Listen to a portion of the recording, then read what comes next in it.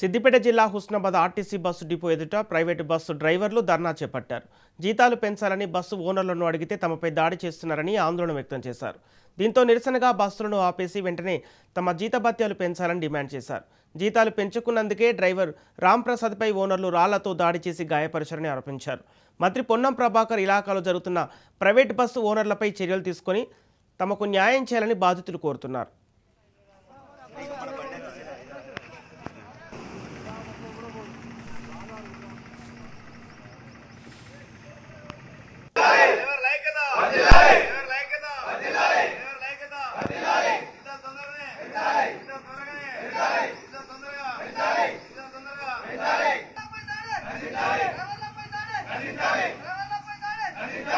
దాదాపు 2016-17 నుంచి మేము డ్రైవర్గా చేస్తున్నామని.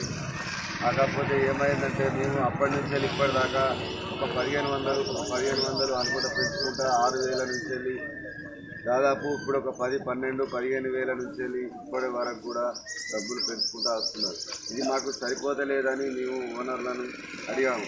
గత నెల 26వ తారీఖు నాడు మేము ఓనర్లకు వాళ్ళకు మాట్లాడితే ఒక ఓనరు ప్రెసిడెంట్ అయి ఉండి కూడా ఆయన ఏం చేసిందంటే, అన్నా నేను మాట్లాడిన మా ఓనర్లతో డేవార్డుకు 17,000, స్పెషల్ ఆప్కు 18,000, ఎక్స్ప్రెస్కు 19,000 అనుకుంటా చెప్పాడు.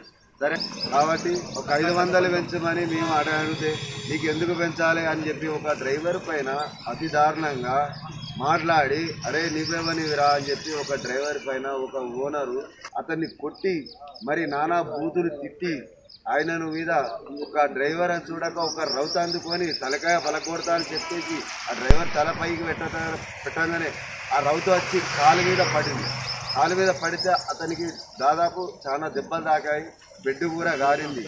అతి దారుణంగా తిడితే కూడా 6 ఓనర్లు వచ్చి కూడా చెప్తే 15 మంది మేము పోయినాం. 15 మందిని కూడా దాటేసి అతని పైననే ఒక కక్షగా నానాగా చేయడం ఇది ఎంతవరకు కరెక్ట్ అండి? ఈ మమ్మలను జీత బత్యాల కోసం కానీ రమ్మని మాతో మాట్లాడడానికి రమ్మని ఓనర్లు డ్రైవర్లపై దాడి చేయడం జరిగింది.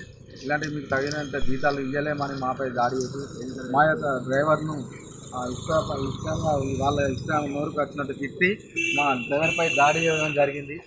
రౌతులు ఎత్తేసిర్రు, దెబ్బలు తాగినాయి. రాంప్రసాద్ మా డ్రైవరు రాంప్రసాద్పై దాడి చేయడం జరిగింది. ఎందుకు మీకు ఇవ్వాలనుకుంటా మాపై దాడి చేయడం జరిగింది. మీరు మంత్రి గారి చేస్తారని అంటే మాకు కూడా మానహాని ఉన్నట్టే మాకు కూడా మీరు మంత్రి గారు దృష్టి తీసుకొని వాళ్ళపై కఠిన చర్యలు తీసుకోవాలని మా యొక్క డ్రైవర్ యూనియన్ తరఫున మేము చాలా ఖండిస్తున్నాము.